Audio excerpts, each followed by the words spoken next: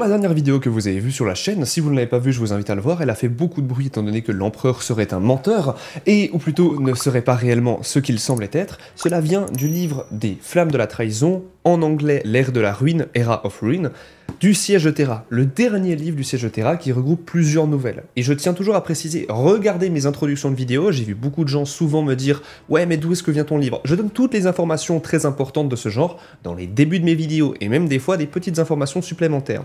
Aujourd'hui, on a des informations supplémentaires encore incroyables, et étonnamment, eh bien, c'est des informations en fait où on pouvait juste théoriser à l'époque. Pour le titre de la vidéo, comme vous avez pu le voir, est-ce qu'un enfant peut survivre au Siège de Terra ou à l'hérésie d'Horus? Qu'est-ce qui se passerait si un enfant survivrait après la guerre? Qu'est-ce qui se passerait pour lui? Comment est-ce qu'il pourrait survivre? Et surtout, qui s'en occuperait? Si ses parents sont sûrement morts, qu'est-ce qui ferait qu'il pourrait réussir à être maintenu en vie quand la famine est là? Est-ce que les gens le mangeraient? Est-ce que les gens tenteraient de le tuer pour obtenir ses rations?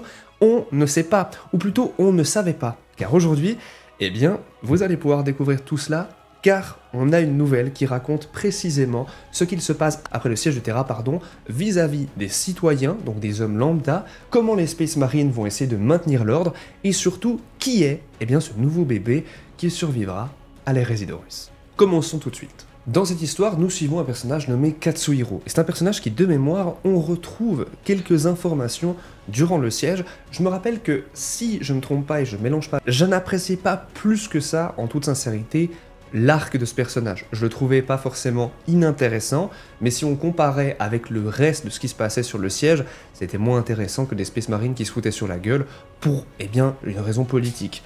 Et je dois admettre que grâce à cette nouvelle, là où il va récolter, récolter c'est très Warhammer 40 000, c'est un petit peu trop RP, il va récupérer un enfant. Et pas forcément de la manière dont vous attendiez, ce n'est pas son enfant. Je vais vous lire quelques petits passages très importants pour que vous compreniez mieux, eh bien, quel est le scénario, le synopsis. Le mur se trouvait devant lui. À l'imitation d'une lente vague d'autres fantômes, Katsuhiro se faufila parmi les gens installés par terre, pour s'abriter au pied du mur. Il n'avait même pas essayé d'aller voir dans la poignée de tente gonflée par le vent qui se levait. Les occupants auraient pu le laisser entrer. Ils le connaissaient et quelques-uns appréciaient le fait qu'il se charge de l'enfant. Mais nonobstant la notoriété et la compassion, en définitive, l'espace, la masse et le temps, tout sur quoi reposait l'univers, était redevenu des impondérables, et il n'y aurait pas de place. Tout manquait. Eau, vivre, abri. La guerre était finie, la lutte continuait. Katsuhiro n'était plus que la moitié de l'homme qu'il avait été, au sens le plus littéral de l'expression. Lui qui n'avait jamais été gros, il n'avait plus que la peau sur les os. Son manteau qui lui allait plus ou moins jadis était désormais aussi ample qu'une tente et redit de crasse, ce qui lui donnait parfois l'étrange idée, non d'avoir rétréci, mais que le manteau s'était mué en armure d'ange. Il n'aimait pas regarder les brindilles que ses membres étaient devenus. Sous le manteau, l'enfant était tiède. À la manière paternelle immémoriale, Katsuhiro posa le visage sur la tête de l'enfant pour le humer. Son odeur se reconnaissait malgré la crasse du camp. Ce n'était pas son enfant. Il se demandait souvent qui en était le père, mais il se sentait le droit de tirer quelques réconforts de cette odeur. Oui, un enfant a survécu au siège et la raison est assez particulière. On apprend tout au long de cette histoire, précisément un petit peu plus tard, avant qu'on pense que l'enfant meurt, je vais pas vous expliquer tout en détail, mais un White Scar, un Space Marine de la Légion de Chagatai Khan dont on a parlé dernièrement, a donné cet enfant à Katsuhiro, lui indiquant de le protéger. Et si vous vous demandez pourquoi, eh bien je vous pose la question. Déjà, faites pause à cette vidéo, écrivez en commentaire d'après vous pourquoi est-ce qu'il faudrait protéger un enfant après un siège? Alors que les rations sont basses, on va dire le pourcentage statistique d'une réussite à sa survie est très très bas. On est bien d'accord. Mais alors pourquoi? Eh bien, maintenant que vous avez donné vos théories en commentaire, la réponse est assez claire et simple, surtout venant de la Légion des White Scars qui ont tendance à être très spirituels et qui pensent beaucoup à la question de foi. Si un enfant a survécu à une guerre comme l'hérésie d'Horus, à un siège aussi brutal que le siège de Terra, cela peut donner de l'espoir. Cela peut donner de l'espoir à toute l'humanité, à tous les bataillons qui vont le rencontrer, à toutes les personnes qui devront travailler malgré tout pour réparer Terra, réparer le palais de l'empereur, et surtout, ça va donner une foi religieuse, que l'empereur est toujours là malgré le fait qu'il soit mort. Et c'est ça qui est très important. Tout ce qui tourne autour de Warhammer est toujours lié d'une manière ou d'une autre à une foi. Et comme la vie en général pour beaucoup d'entre nous, tout est relié à la foi, qu'elle soit religieuse, qu'elle soit philosophique, que vous croyez en vous ou en votre famille, en vos amis, en un projet, tout est question de foi, en tout cas de manière philosophique. Et c'est pour ça que je trouvais ça très très beau. Je dois d'ailleurs admettre que j'ai lâché une petite larme en lisant ce récit. Je m'attendais pas à lâcher une petite larme en lisant un livre de Warhammer, mais j'avoue que j'aime vraiment beaucoup les White Scars et cette mentalité très positive de voir les choses, de voir le mal et de le rendre positif. C'est quelque chose de très très beau et c'est quelque chose que j'essaie de faire dans ma vie et je sais que beaucoup d'entre vous êtes dans le même cas, car la vie n'est pas toujours facile et Warhammer est aussi là justement pour nous faire voir un petit côté positif en se foutant de la gueule du négatif. Continuons maintenant notre récit après cette parenthèse. Comme vous en doutez bien, malheureusement, il est difficile de nourrir cet enfant. Alors, comment est-ce que notre personnage ici, Katsuhiro, va réussir à le faire? Comment va-t-il pouvoir couper ses propres rations qui sont moindres? On a déjà vu qu'il a perdu énormément de poids, il a la peau sur les os, alors qu'il a jamais été gros, et maintenant il se retrouve à avoir encore moins de nourriture parce qu'il doit en donner à l'enfant. Comment va-t-il faire? Déjà, pour commencer, ce qui est très important à savoir, c'est qu'une femme, dans ce récit, va être là pour protéger l'enfant. Évidemment, avoir un homme et une femme pour élever un enfant permet d'avoir un certain équilibre, et donc c'est pour ça que petit à petit, Katsuhiro, notre personnage principal, a voulu accepter l'aide de la femme, qui d'ailleurs avait, pour la petite anecdote, un bras en moins, elle avait un moignon. Il était très perplexe, il avait peur qu'elle lui fasse du mal au bébé, elle y a vu une sorte de... un lien maternel, même si ce n'était pas son enfant, elle voulait le protéger, comme Katsuhiro le faisait tout au long de l'histoire. Et donc, pour nourrir les populations dans Warhammer 40 000, tout se fait vis-à-vis de rations. Évidemment, tout le monde n'a pas le droit à avoir autant que les nobles. Et dans notre cas ici, on est à la fin d'un siège, une période très troublée où l'hérésie d'Horus a été terminée, elle a amoindri toutes les ressources de toutes les populations, et encore plus les populations civiles. Ici, notre personnage a donc un bébé. Et la nuance est complexe parce que vous allez comprendre que ça va vite foutre la merde d'avoir un bébé. Parce que les gens vont vouloir le tuer. À ce moment-là, les premiers Space Marines ultramarines vont apparaître et ils seront là pour protéger un scribe. Un scribe qui va être là pour donner les rations et surtout les cartes de rations pour la nourriture à chacun des individus vivants. Et pour recevoir ces informations, ou plutôt cette carte, il faut se présenter devant le scribe qui va entendre votre nom, par exemple vous présentez Patrick Holberg ou j'en sais rien, et ensuite il va voir toutes les informations, est-ce que vous étiez traître, loyaliste, qu'est-ce que vous avez fait de votre vie, etc., etc. Il va demander d'où vous venez exactement pour pas que vous grugiez le système non plus. Et là, c'est au tour de notre personnage Katsuhiro, qui malheureusement, lui refuse de travailler, car pour obtenir sa ration, il doit aussi aller travailler. Et c'est ça le problème. Il doit travailler, mais s'occuper du bébé. Alors comment va-t-il faire? Il va donc donner le bébé à la femme qu'il a rencontrée précédemment, qui va s'en occuper pendant qu'il travaille.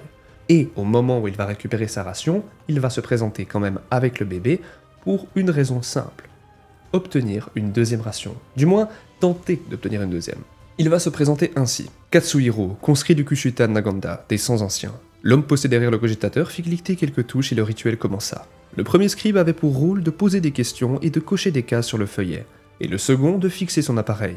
Sur l'écran du cogitateur, Katsuhiro vit une picte granuleuse de lui-même, antérieure au siège et qui ne lui ressemblait plus. Mais cela ne le dérangeait pas. Ce qui le stupéfia, c'est qu'il disposait d'archives. Comment était-ce possible? Pas de nom de famille, de patronyme, de dénonyme ou autre identifiant? Seulement Katsuhiro. Dans mon clan, on n'a qu'un nom. La désignation s'affichait à l'écran. Le scribe la nota néanmoins. Un camp? Cela aussi, l'écran l'indiquait.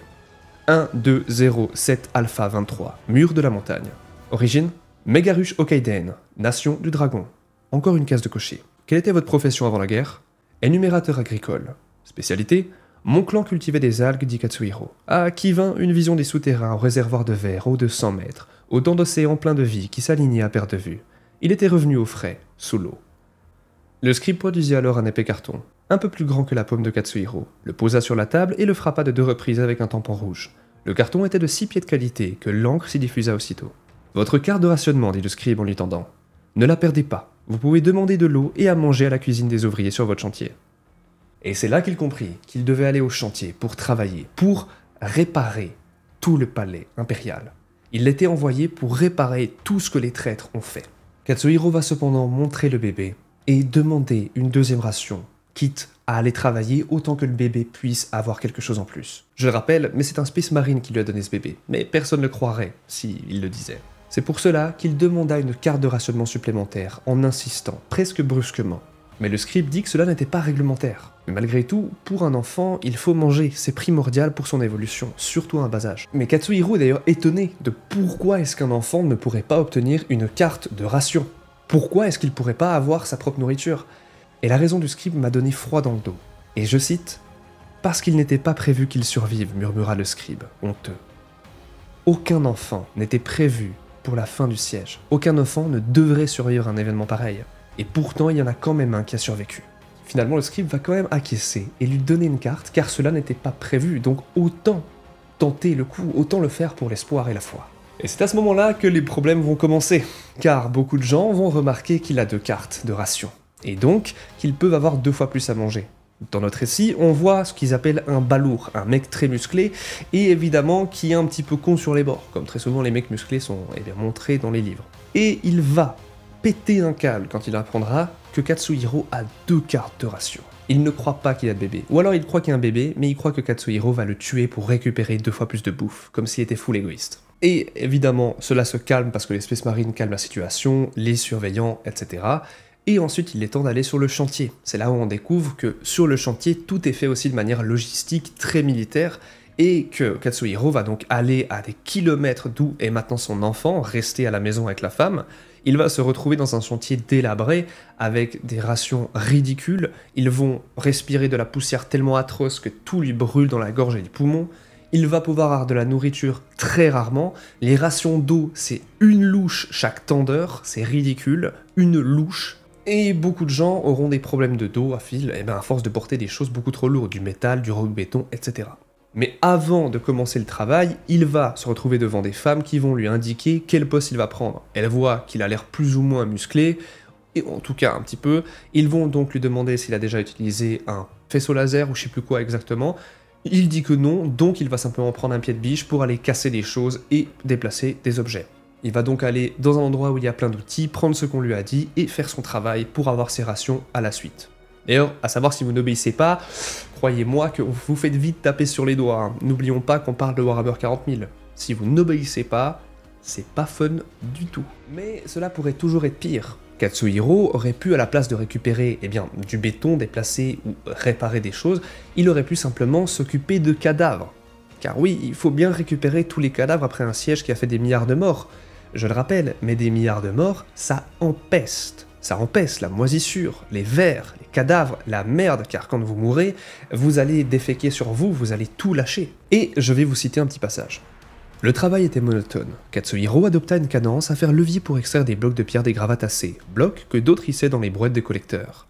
Les pioches claquaient. On ramassait à l'appel des matériaux meubles. Par miracle, cela semblait faire effet. Le front de débris reculait centimètre par centimètre, révélant des rez-de-chaussée, des statues, des lampadaires abattus et des carcasses de véhicules. Le reste d'un empire.